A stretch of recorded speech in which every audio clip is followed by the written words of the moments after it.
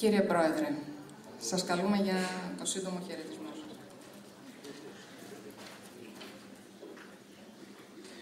Κυρία Υπουργέ Μακεδονίας Θράκης, Πανοσυλλογιότατε, κυρία Πρόεδρε της Ανωτάτης Αρχής και Παγκόσμια Συντονίστρια όλων των Παμακεδονικών Ενώσεων της Ιφιλίου, εκλεκτοί εκπρόσωποι πάσης αρχής και εξουσίας, αξιότιμοι κυρίες και κύριοι.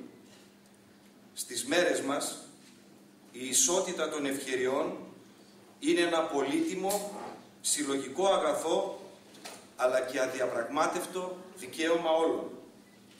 Αυτό όμως που πρέπει να κατανοήσουμε είναι ότι η κοινωνική δικαιοσύνη και η αξιοκρατία δημιουργεί ενεργούς, εξελισσόμενους και συνειδητοποιημένους πολίτες, προκειμένου να υπάρξει ένα βέβαιο μέλλον για όλη την ανθρωπότητα. Ευχαριστώ.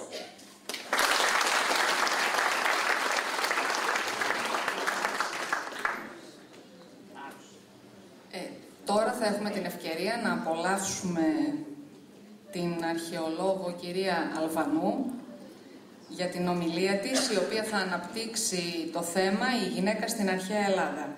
Κυρία Αλβανού, έχετε το λόγο. Παρακαλώ, ελάτε.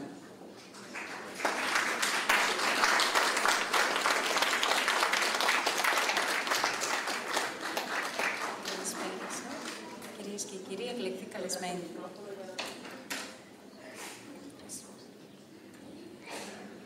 Το θέμα το οποίο θα σας αναπτύξω είναι η γυναίκα στην αρχαϊκή και κλασική περίοδο στην Αθήνα και στη Σπάρτη. Ακούγεται καλά? Οι γυναίκες στην αρχαία Αθήνα δεν είχαν πολιτικά δικαιώματα και θεωρούνταν ανήλικες, ενώ ο όρος της πολίτιδος παρουσιάζεται στο τέλος της κλασικής περίοδου.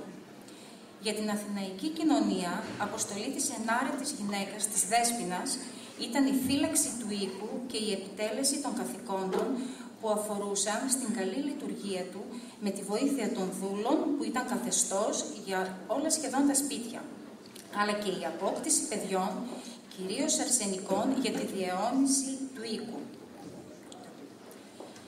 Η γυναίκα θεωρούνταν βιολογικά και ψυχολογικά πλάσμα που δεν είχε την ικανότητα να ελέγξει τον εαυτό της και να αντισταθεί σε εξωτερικά ερεθίσματα. Έπρεπε να είναι σεμνή, όμορφη, υγιής, προκειμένου να συμβιβάζεται με τα πρότυπα μιας πατριαρχικής κοινωνίας, όπως ήταν η αρχαία ελληνική. Βασική αρχή στην αθηναϊκή κοινωνία ήταν το ότι η γυναίκα τελούσε μονίμως υπό ανδρική κηδαιμονία. Η νέα κοπέλα μέχρι το γάμο της εξαρτιόταν άμεσα από τον πατέρα της. Όταν έφτανε στην αποδεκτή κοινωνικά ηλικία του γάμου, η οποία σύμφωνα με τις τότε αντιλήψεις υπολογίζονταν με βάση τη γυναικεία είδη, ο πατέρας της επέλεγε τον μέλλοντα σύζυγό της. Οι γάμοι εξυπηρετούσαν κοινωνικές και θρησκευτικές ανάγκες. Οι κοπέλες παντρεύονταν σε πολύ νεαρή ηλικία άνδρες που είχαν επιλέξει οι πατέρες τους. Ο σύζυγος γινόταν κηδεμόνας της νέας και έπαιρνε πρίκα την οποία διαχειριζόταν ο ίδιος. Σε περίπτωση διαζυγίου, η πρίκα επέστρεφε στον πατέρα ή στον πιο κοντινό συγγενή. Δεν υπήρχε θεσμοθετημένη εκπαίδευση για τις γυναίκες και οι όποιες γνώσεις προέρχονταν από συγγενείς, φίλες και άλλες γυναίκες του περιβάλλοντος τους. Σε πιο σπάνιες περιπτώσεις, σύμφωνα με ένα παλαιότερο έθιμο, η νύφη αποτελούσε το έπαθλο αγώνων που προκήρυσε ο πατέρας της και ακόμη σπανιότερα η ίδια επέλεγε το γαμπρό. Η τελετή του γάμου περιλάμβανε δύο βασικές διαδικασίες. Η πρώτη ήταν ο αραβώνας ή εγγύη, στον οποίο η παρουσία της νύφης δεν ήταν υποχρεωτική. Στην πράξη ήταν η υπογραφή του προγαμιαίου συμβολέου, όπου καθορίζονταν το ύψος της πρίκας. Στη συνέχεια ακολουθούσε η έκδοση που αποτελούσε την κυρίως τελετή της παράδοσης της κοπέλας στο σύζυγο, ο οποίος αναλάμβανε πλέον την κηδαιμονία της. Ως παντρεμένη πλέον στο σπίτι του ανδρός της, Η φροντίδα της ήταν να κάνει ιερές πονθές μπροστά στην εστία. Από τότε και στο εξής, συμμετείχε ενεργά στις οικογενειακές θρησκευτικές τελετές. Η βασική ευθύνη της όμως ήταν η διαχείριση του οίκου. Από την οικοκυρά επιτυγχάνονταν η ευημερία και η μακροημέρευσή του. Για το λόγο αυτό, ο σύζυγος και κύριος του οίκου από την πρώτη στιγμή αναλάμβανε να εξηγήσει το βασικό αυτό καθήκον στη νεαρή γυναίκα του. Η ίδια κατοικούσε στον γυναικονίτη που περιελάμβανε τον κοιτώνα των συζύγων, τα δωμάτια των κοριτσιών και τα διαμερίσματα που εργάζονταν οι δούλες. Επέβλεπε και κατεύθυνε τους δούλους και φρόντιζε για τη σωστή τακτοποίηση των αγαθών και των πραγμάτων του σπιτιού. Οι αριστοκράτισσες γυναίκες επίσης, στα πλαίσια των οικιακών καθηκόντων τους, ασχολούνταν με την υφαντική και το ράψιμο του ρουχισμού, αλλά και με την ανατροφή των παιδιών. Άλλη μία συμβολή των γυναικών στη δημόσια ζωή ήταν το ιερατικό αξίωμα που ασκούσαν στα πλαίσια της λατρείας των γυναικείων θεοτήτων. Τα καθήκοντά τους ήταν να επιβλέπουν και να διευθύνουν τις λατρευτικές τελετές, όπως τις προσευχές και τις προσφορές, και να προστατεύουν την ιερή περιουσία. Μόνο η εκάστοτε ιέρια είχε δικαίωμα να μεταβεί στο άβατο του ναού και καμία τελετουργική πράξη δεν μπορούσε να εκτελεστεί χωρίς την παρουσία της. Οι Αθηναίες συμμετείχαν στις κυριότερες θρησκευτικές γιορτές της πόλης. Στα Λίνεα και στα Ανθεστήρια προς τιμήν του Διονύσου, στα Παναθήναια προς τιμήν της θεάς Αθηνάς, αλλά και στα θεσμοφόρια, τα οποία τελούνταν προς τιμήν της θεάς Δήμητρας και συμμετείχαν αποκλειστικά γυναίκες. Βασική αρχή των θεσμοφορίων αποτελούσε ο αποκλεισμός του ανδρικού φύλου και η συγκρότηση μιας ένωσης γυναικών, μέσω της οποίας τονιζόταν ο ρόλος του στη γονιμότητα και συμβολικά στην εφορία της καλλιεργήσιμης γης. Οι γυναίκες κατά τη διάρκεια της γιορτής συγκεντρώνονταν στο ιερό της Δήμητρας και έτσι είχαν την ευκαιρία να περάσουν κάποιες μέρες μακριά από το σπίτι τους. Είχαν τη δυνατότητα να φέρουν μαζί τους και τα παιδιά τους, εάν αυτά βρίσκονταν σε ηλικία που ακόμη τα θύλαζαν. Οι σύζυγοι ήταν υποχρεωμένοι όχι μόνο να δώσουν τη συγκατάθεσή τους για να παραστούν οι γυναίκες τους στη γιορτή, αλλά και να αναλάβουν τα προβλεπόμενα έξοδα. Στην πολιτική ζωή η θέση των γυναικών ήταν ανύπαρκτη. Οι γυναίκες δεν θεωρούνταν πολίτες, δεν είχαν δικαίωμα εγγραφής στους καταλόγους των πολιτών. Εγγράφονταν μόνο στους καταλόγους της φατρίας τους. Επιπλέον, δεν είχαν δικαίωμα κατοχής εγκύου ιδιοκτησίας, επομένως ούτε κληρονομιάς, το οποίο αποτελούσε βασικό κριτήριο για την ιδιότητα του πολίτη. Ακόμη, δεν είχαν τη δυνατότητα άσκησης δικαιοπραξιών. Δεν τους επιτρεπόταν δηλαδή να χειρίζονται οι ίδιες τις αστικές υποθέσεις τους. Για το λόγο αυτό εκπροσωπούνταν ενώπιον της πολιτείας από τον κύριό τους. Κατά συνέπεια στερούνταν των πολιτικών δικαιωμάτων. Ιδιαίτερα χαρακτηριστική είναι η περίπτωση της επικλήρου της γυναίκας που βρέθηκε να είναι μοναδική κληρονόμος της πατρικής περιουσίας. Επειδή η ίδια δεν είχε δικαίωμα κατοχής γης, συνεπώς ούτε κληρονομιάς, είχε το δικαίωμα ο πλησιέστερος συγγενής να τη διεκδικήσει σε γάμο. Ο θεσμός αυτός δηλώνει τη μεγάλη σημασία που δίνονταν στα θέματα διαφύλαξης της περιουσίας του οίκου και της διατήρησης των γενεών. Οι εταίρες ζούσαν εντελώς διαφορετικά, ιδιαίτερα αυτές που ήταν καλλιεργημένες και μορφωμένες. Συμμετείχαν ελεύθερα στα συμπόσια των ανδρών, στα σπίτια τους μαζεύονταν πλήθος νέων που τους διασκέδαζαν και συζητούσαν μαζί τους διάφορα θέματα, ακόμη και φιλοσοφικού περιεχομένου. Τις θαύμαζαν και έστειλαν για αυτές ακόμη και χρυσά αγάλματα. Παρόλο που η μονογαμία ήταν ο κανόνας στην αρχαία Αθήνα, η πορνεία δεν θεωρείται παράνομη, ούτε οι σχέσεις με παλακίδες ή η ύπαρξη νόθων παιδιών δεν συνιστούσαν αποδεικτικά μοιχείας. Οι δούλες δε Οι γυναίκες μέτικοι, αλλά και οι πιο ταπεινής καταγωγής Αθηναίες, απολάμβαναν μεγαλύτερη ελευθερία, καθώς έβγαιναν για εξωτερικές δουλειές, ψώνια και μεταφορά νερού και μπορούσαν έτσι να διεξάγουν μικρό εμπόριο ή και να εργαστούν ως τροφή. Οι γυναίκες τώρα στη Σπάρτη είχαν τελείως διαφορετική αντιμετώπιση από τις Αθηναίες. Τα κορίτσια, μετά τη γέννησή τους, παραδίδονταν στην οικογένειά τους για να ανατραφούν, εφόσον δεν παρουσίαζαν κανένα είδος καχεξίας ή δυσμορφίας. Σε αυτή την περίπτωση τα εξέθεταν, όπως και τα αντίστοιχα δύσμορφα και καχυκτικά αγόρια, στους αποθέτες.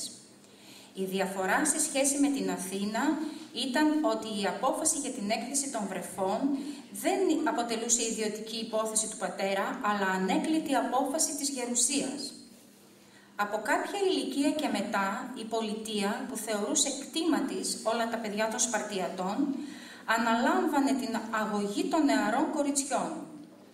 Η εκπαίδευσή τους δεν διέφερε από εκείνη των αγοριών.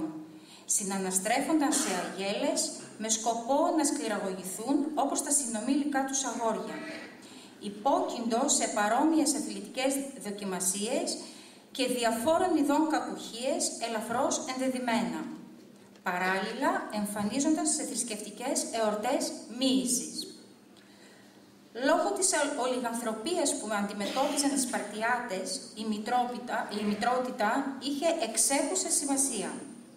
Τα θηλυκά μέλη της οικογένειας παρέμεναν σε αυτήν μέχρι κάποια ηλικία. Μετά τα αναλάμβανε το κράτος, όπως και τα αγόρια. Η κατάλληλη ηλικία γάμου για μια Σπαρτιάτισσα ήταν περίπου 20 ετών. Γεγονός που σήμαινε ότι είχε ολοκληρώσει βιολογικά την ανάπτυξή της. Ο πατέρας, κυρίως της αριστοκρατικές τάξεις, ήταν αυτός που αναλάμβανε να βρει τον σύζυγο. Στην Σπάρτη συνηθίζονταν επίσης η αρπαγή των γυναικών από τους άνδρες. Στο σπίτι του γαμπρού, όπου μεταφέρονταν η κοπέλα, την αναλάμβανε μία γυναίκα του σπιτιού, η νυμφεύτρια, η οποία της έκοβε τα μαλλιά και την έντυνε με ανδρικά ρούχα. Τη νύχτα την επισκέπτονταν ο γαμπρός με σκοπό να συνευρεθούν. Αυτός ο γάμος συνήθως έμενε για μερικά χρόνια κρυφός και πιθανότητα να επρόκειτο για γάμο υποδοκιμή. Αν από το γάμο αυτό δεν προέκυπταν απόγονοι, τότε ο γάμος λιόταν. Ενδέχεται όμως να κρατούνταν μυστικός ο γάμος, εάν ο άνδρας δεν είχε συμπληρώσει το 30ο έτος. Ο λόγος ήταν ότι απαγορευόταν να ζήσει το ανδρόγυνο μαζί πριν τη συμπλήρωση της παραπάνω ηλικίας από τον ίδιο. Οι Σπαρτιάτισσες, λόγω της αγωγής τους, δεν ασχολούνταν με τον οικοκυριό. Με τις δουλειές αυτές ασχολούνταν οι δούλες. Η Σπαρτιατική κοινωνία έριχνε το μεγαλύτερο βάρος της στη σφυριλάτηση των κοινωνικών δεσμών μεταξύ των ελευθέρων Σπαρτιατών και Σπαρτιατισσών. Έθετε σε δεύτερη μοίρα την ιδιωτική και οικογενειακή ζωή. Θεωρούσαν τη Σπάρτη ως μια μεγάλη οικογένεια. Πρόκριναν την υπαγωγή του ατόμου και της οικογενείας σε ευρύτερη κοινωνική ομάδα μέσω της παροχής παρόμοιας εκπαίδευσης σε αγόρια και κορίτσια. Στο πλαίσιο αυτό επιτρέπονταν να εκτίθενται στα μάτια του ανδρικού πληθυσμού τα γυμνά ή ντυμένα ανάλαφρα γυναικεία κορμιά. Η εμφάνιση των γυναικών άλλωστε έπαιζε το βασικότερο ρόλο στην επιλογή τους από τους συντρόφους τους. Η πρίκα είχε δευτερεύοντα ρόλο. Επιπλέον, η σπαρτιατική αγωγή τους προσέδιδε μια πιο αρενοπή συμπεριφορά από τις γυναίκες των άλλων πόλεων. Οι ίδιες, νιώθοντας την αυξημένη κοινωνική τους θέση, λειτουργούσαν με αυτόν τον τρόπο, έχοντας την πλήρη υποστήριξη του κράτους. Τον ίδιο σκοπό εξυπηρετούσε και ο θεσμός της πολυανδρίας. Η συνήθεια αυτή ήταν αρκετά διαδεδομένη. Σύμφωνα με την πολυανδρία, την ίδια γυναίκα μοιράζονταν 2, 3, 4 ή 5 άνδρες, οι οποίοι συνήθως ήταν αδέλφια. Αυτό το έθιμο επεκτείνονταν και στην περίπτωση που ο ένας ηλικιωμένος είχε νέα σύζυγο και επιθυμούσε να αποκτήσει παιδιά με το να τη φέρει σε επαφή με έναν νέο και ρωμαλαίο άνδρα. Όποιος επίσης είχε για κάποιους λόγους και δεν επιθυμούσε να παντρευτεί, είχε τη δυνατότητα να ζητήσει μια παντρεμένη γυναίκα και με την προϋπόθεση της συγκατάθεσης του συζύγου της να αποκτήσει μαζί της παιδιά. Αποκλειστικός στόχος αυτής της σπαρτιατικής πρακτικής ήταν, πέρα από την ηθική, η υποστήριξη των δικαίων και των συμφερόντων της σπαρτιατικής πολιτείας. Βασική επιδίωξή τους ήταν να διατηρήσουν τη στρατιωτική τους ισχύ και να αποτρέψουν την οποιαδήποτε εξέγερση των πολυάριθμων υλότων οι οποίοι καραδοκούσαν. Οι Σπαρτιάτισσες δεν είχαν άμεση συμμετοχή στα πολιτικά δρόμενα της πόλης τους. Αναμφισβήτητα όμως απολάμβαναν μεγαλύτερη ελευθερία από τις γυναίκες της Αθήνας. Ασκούσαν αναμφίβολα επιρροή στους άνδρες τους. Όμως η θεώρηση της Σπάρτης ως γυναικοκρατούμενης πόλης έχει να κάνει περισσότερο τόσο με τη σχετική ελευθερία των γυναικών, όσο κυρίως με την ανεξάρτητη οικονομική τους θέση στη σπαρτιατική πολιτεία. Η περίπτωση της Πατρούχου είναι χαρακτηριστική και ανάλογη της Αθηναίας Επικλήρου. Με μία βασική όμως διαφορά. Η Πατρούχος μοναχοκόρη έχει δικαίωμα να κληρονομήσει την περιουσία του πατέρα της. Αυτή η κληρονομιά μπορεί να θεωρηθεί και ως πρίκα. Όμως και ο πατέρας που βρίσκονταν εν ζωή πρίκιζε την κόρη του. Αυτό ενδέχεται να οφείλεται και στην ολιγανδρία της Σπάρτης εκείνης της εποχής, λόγω των αλλεπάλληλων πολέμων. Έτσι εξηγείται η συγκέντρωση τόσων κλήρων στα χέρια λίγων γυναικών, με επακόλουθο την αύξηση της πολιτικής επιρροής τους. Όπως λοιπόν διαπιστώνουμε, η θέση της γυναίκας της πόλης των Αθηνών και της Σπάρτης, στο πλαίσιο της οικογενειακής, της κοινωνικής και πολιτικής ζωής, διέφερε σημαντικά. Στην Αθήνα, από πολιτική άποψη, η γυναίκα αστή ήταν απαραίτητη γιατί ο σύζυγός της αποκτούσε μέσα αυτής γνήσιους απογόνους και ελεύθερους πολίτες. Ενώ ο ρόλος της στα πλαίσια της οικογένειας και της κοινωνίας έπεται σε σημασία του πολιτικού. Αντίστοιχα, στην Σπάρτη βλέπουμε ότι η λιτή σπαρτιατική αγωγή των γυναικών αντανακλούσε τη θέση τους στην κοινωνία με βασικότερο χαρακτηριστικό την ενσωμάτωση τόσο των ιδίων όσο και των ανδρών σε μία ευρύτερη λειτουργικά κοινωνική ομάδα με γνώμονα το συμφέρον του κράτους. Ευχαριστώ.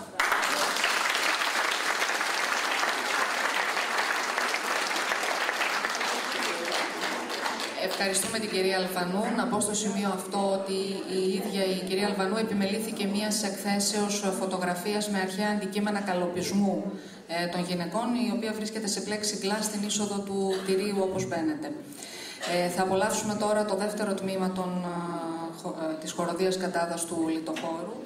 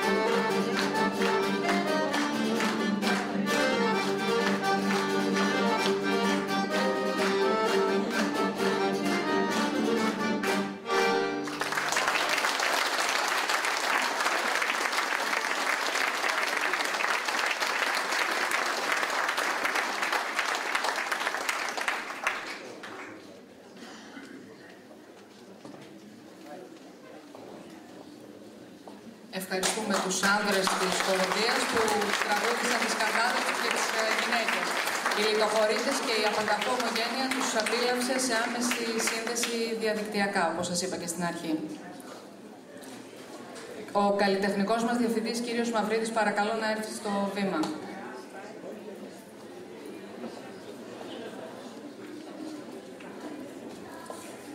Κλείνουμε τη βραδιά με το φωνητικό σύνολο Θαμυριάδες από τον Πολύγυρο της Χαλκιδικής. Θάμυρης ή Θαμύρας, σύμφωνα με την ελληνική μυθολογία, θρυλικός ποιητής, τραγουδιστής και μουσικός, στον οποίο οι αρχαίοι Έλληνες απέδιδαν ποίηματα και οδές, καθώς και νεωτερισμούς στη μουσική. 14 γυναικείες φωνές, συνοδοιπόροι από παιδιά, ως μέλη της παιδικής χοροδίας Πολυγύρου, μετρούν πολλά χρόνια κοινής πορείας, με συμμετοχές σε πολυάριθμα φεστιβάλ και συναυλίες σε όλη την Ελλάδα αλλά και στην Ευρώπη, υπό την καθοδήγηση του μαέστρου κ. Σωτήρια Λεβίζου. Ενήλικες πια, μέσα από αυτή την πολύχρονη αγάπη για τη χοροδιακή μουσική και τη διάθεση για δημιουργία, γεννιούνται οι Θαμυριάδες. Μαέστρος του συνόλου είναι η κυρία Μαρία Παπαγεωργίου.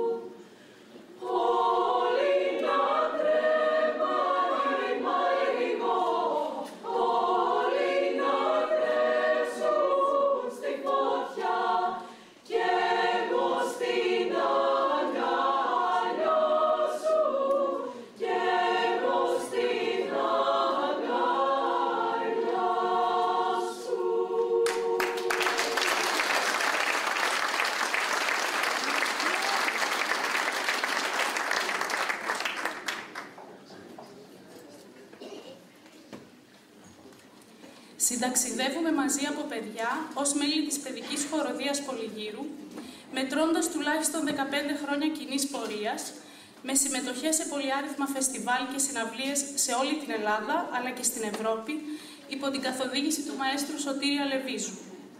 Το 2005 αποφασίσαμε με τη βοήθεια της παιδικής χοροδίας να ιδρύσουμε γυναικείο φωνητικό σχήμα. Έχουμε στο ενεργητικό μας συναυλίες στην Ουγγαρία, σε διάφορες πόλεις στην Ελλάδα και ιδιαίτερα στη Χαλκιδική. Το 2011, με ιδιαίτερη αγάπη για τη χοροδιακή μουσική και τη διάθεση να συνεχίσουμε να προσφέρουμε ενεργά, ως ανεξάρτητον πλέον σχήμα στην πολιτιστική ζωή της έδρας μας, αποφασίσαμε να ονομάσουμε το σχήμα μας Θαμυριάδες. Ο Θάμυρης ή Θαμύρας ήταν, σύμφωνα με την ελληνική μυθολογία, θρυλικός ποιητής, τραγουδιστής και μουσικός, στον οποίο οι αρχαίοι Έλληνες απέδιδαν ποίηματα και οδές, καθώς και νεωτερισμούς στη μουσική. Το ρεπερτόριό μας κινείται από κλασικό, έντεχνο, παραδοσιακό, μέχρι pop, rock και musical. Περιλαμβάνει βυζαντινούς ύμνους, έργα Ελλήνων και ξένων συνθετών, gospels, spirituals, επεξεργασίες και προσαρμογές γνωστών ελληνικών και ξένων τραγουδιών για φωνητικό σύνολο με 2 έως 5 φωνές, ακαπέλα, με συνοδεία πιάνου ή οργανικού συνόλου. Έδρα του φωνητικού μας συνόλου είναι ο Πολύγυρος Χαλκιδικής. Από το Φεβρουάριο του 2013, μαέστρος είναι η Μαρία Παπαγεωργίου.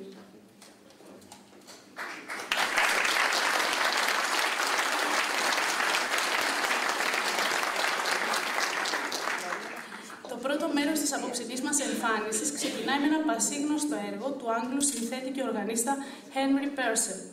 Το Sound the Trumpet είναι μέρος της οδής Come Ye Sons of Art που έχει γραφτεί για τα γενέθλια της βασίλισσας Μέρι το 1694.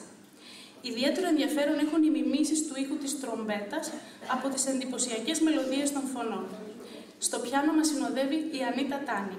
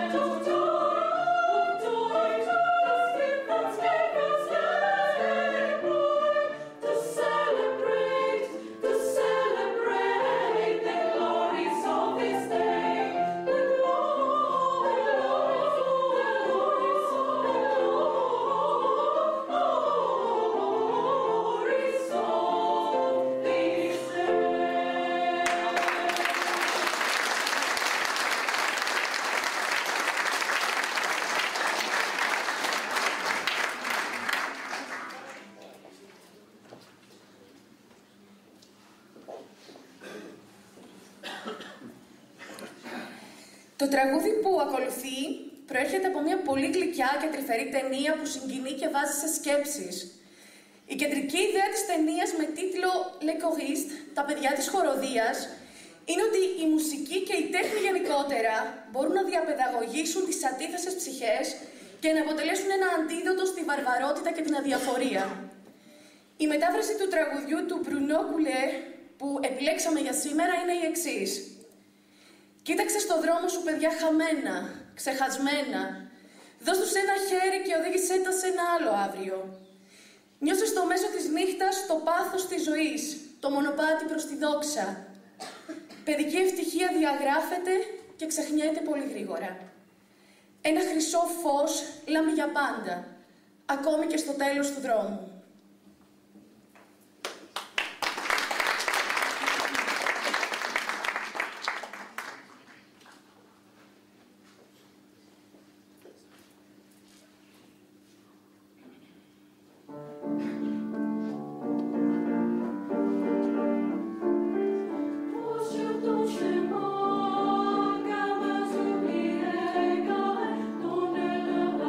Pour les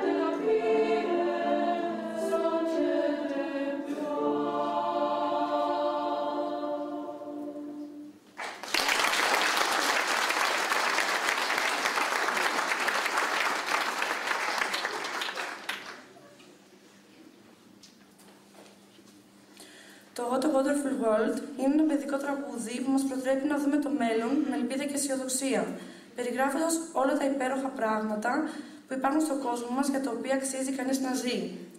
Την μπαλάντα ερμήνευσε για πρώτη φορά ο Λούις Άρμστρονγκ, αφού η ικανότητά του να ενώνει ανθρώπους διαφορετικού χρώματος ενέπνευσε τους δημιουργούς George Weiss και George Douglas. Έχει ερμηνευτεί από πλήθος καλλιτεχνών και έχει ακουστεί σε πολλές κινηματογραφικές ταινίες. Στην ταινία Μαδαγασκάρη χαρακτηριστικά έχει χρησιμοποιηθεί ειρωνικά στη σκηνή όπου διάφορα μικρά χαριτωμένα ζώα γίνονται τροφή άλλων μεγαλύτερων κατοίκων του υπέροχου κόσμου. Το μέρος του σόλου τραγουδάει η Χαρούλα Τσινά.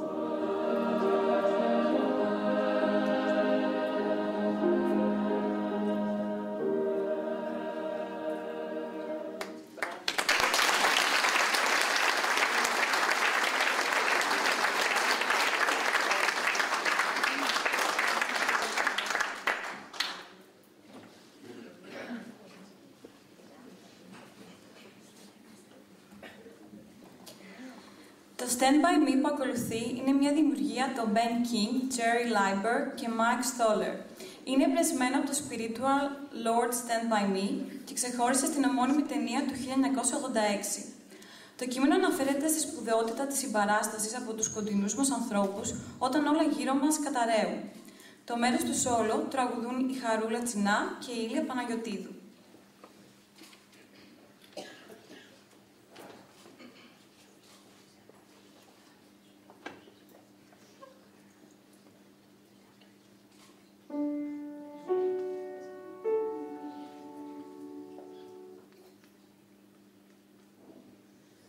Boom, boom, boom, boom, boom,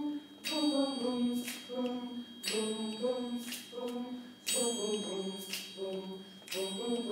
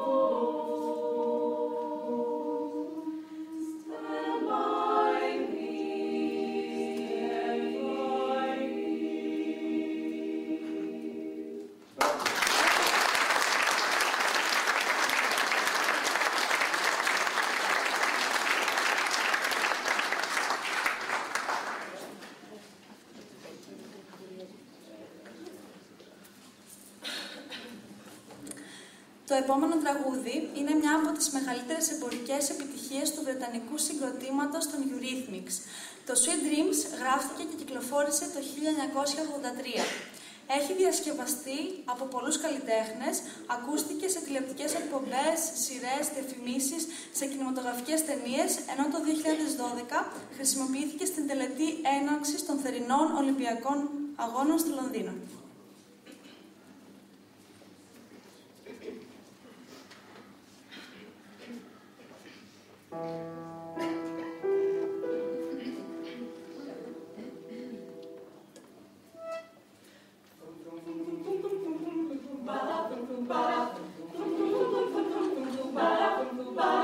Sweet dreams are made of these.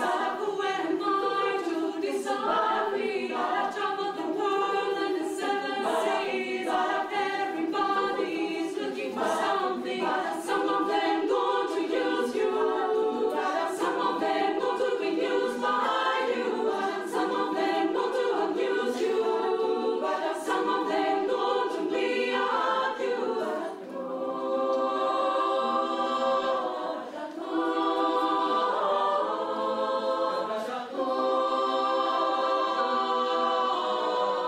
Sweet dreams are made of these.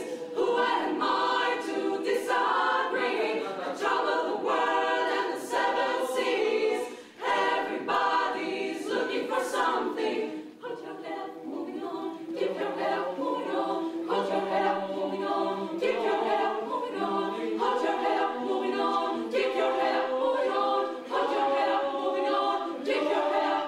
Oh, sweet dreams are made of these. Who am I to disagree? I travel the world and the seven seas. Everybody's looking for something.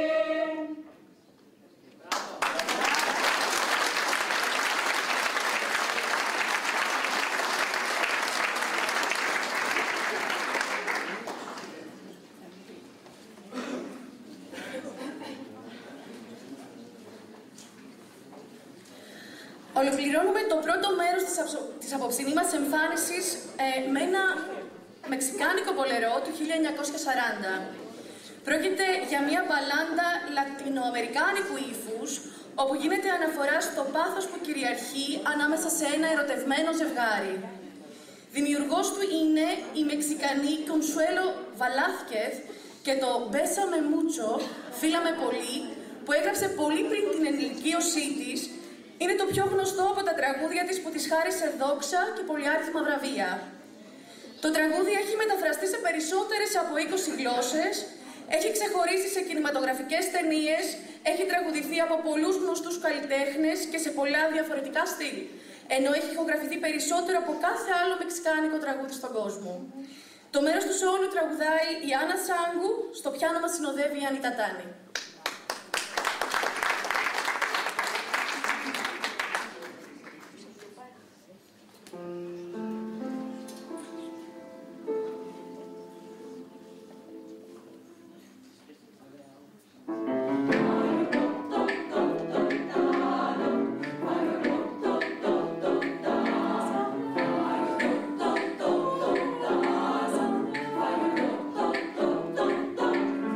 Bésame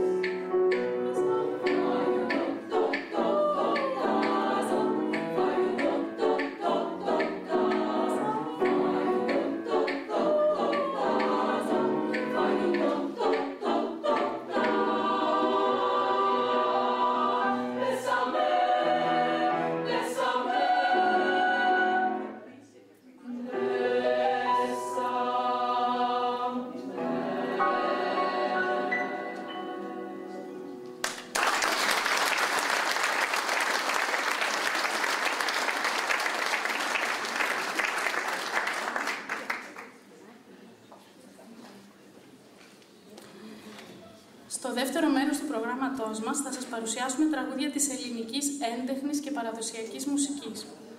Θα ξεκινήσουμε με το πασίγνωστο «Απρίλη μου» σε στίχους και μουσική του Μίκη Θεοδωράκη.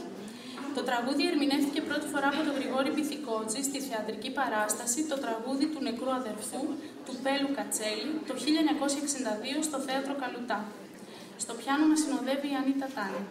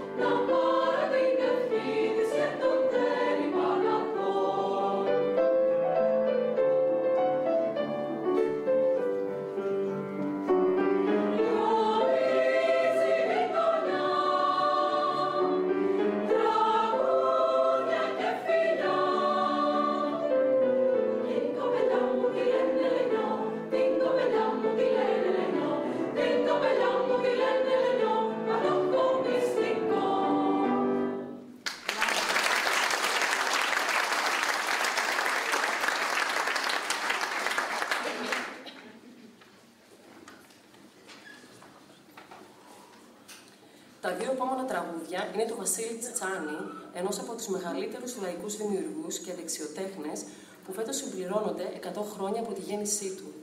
Το Βάρκα Γυαλό είναι ένα από τα τραγούδια του που γράφτηκαν στη Θεσσαλονίκη επί γερμανικής κατοχής και περιλαμβάνεται στο δίσκο του 1946 με τίτλο «Τα προπολεμικά». Το τραγούδι «Τα Καβουράκια» ακούστηκε στην ταινία του 1955 «Πιάσαμε την Καλή» από τον Βασίλη Τσιτσάνη, τη Μαρή Κανίνου και το συγκρότημά τους. Η επεξεργασία για τρίφωνη χοροδία με όμοιες φωνές και πιάνο είναι του Βασίλη Τενίδη. Στο πιάνο η Ανίτα Τάνη.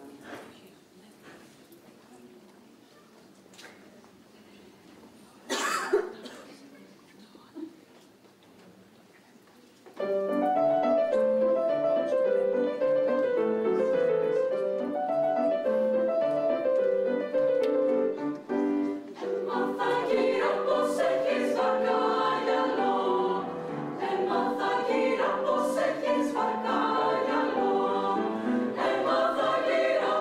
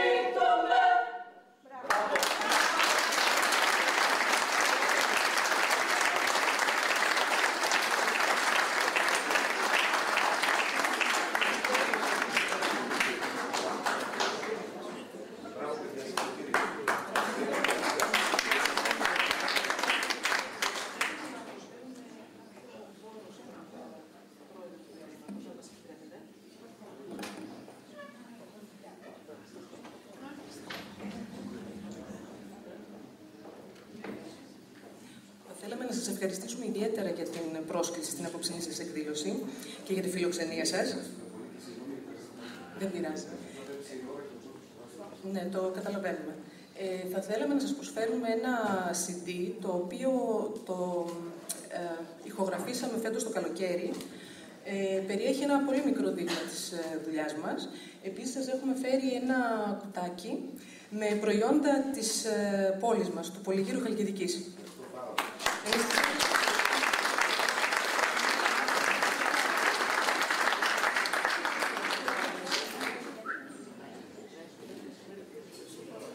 Πιστεύω η ομογένεια απόψε να καμάρωσε ότι υπάρχει, αν μου επιτρέπετε, η Ελλάδα μας έχει να παρουσιάσει αξιόλογους ανθρώπους και αξιόλογο έργο. Είναι καιρός να το αναδείξουμε.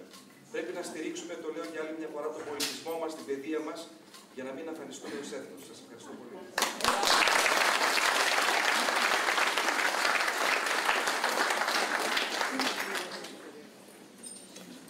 Σας ευχαριστούμε όλους για την ακρόαση. Ήσασταν πραγματικά ένα εκπληκτικό κοινό. Ευχαριστούμε και την Ομογένεια που παρακολούθησε την απόψινή εκδήλωση σε άμεση σύνδεση διαδικτυακά. Ευχαριστούμε τους συντελεστές αυτής της βραδιάς και τους συμμετέχοντες στην εκδήλωση. Ευχαριστούμε ιδιαίτερα και πάλι την κυρία Υπουργό για την τιμή που μας έκανε. Αν θέλετε κάποιο σχόλιο να κάνετε, ελπίζω να το απολαύσετε. Καλό βράδυ σε όλους. Σας ευχαριστούμε πολύ.